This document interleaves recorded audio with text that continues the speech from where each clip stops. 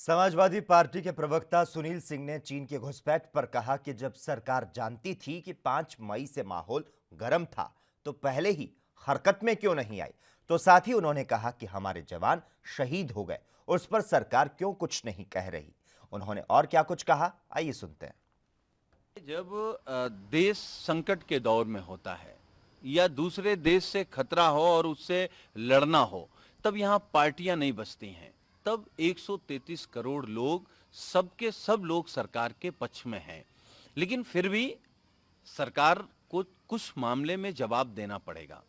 जब सरकार जान रही थी कि उस घाटी में 5 तारीख से 5 मई से माहौल गर्म था और 16 जून तक, 5 मई से 16 जून तक क्या हुआ, कैसे हुआ, सरकार उस पर क्यों नहीं बोल रही है?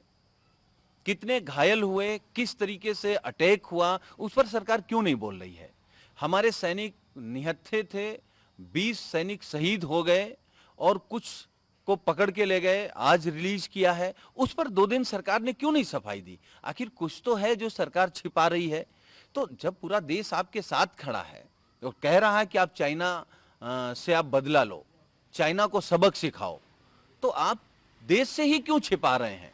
तो कहीं ना कहीं सवाल बनते हैं। बाकी समाजवादी पार्टी का पहले से ही मानना था, नेताजी लगातार सदन में बोलते रहे हैं कि हमारा जो असली दुश्मन है वो चाइना है।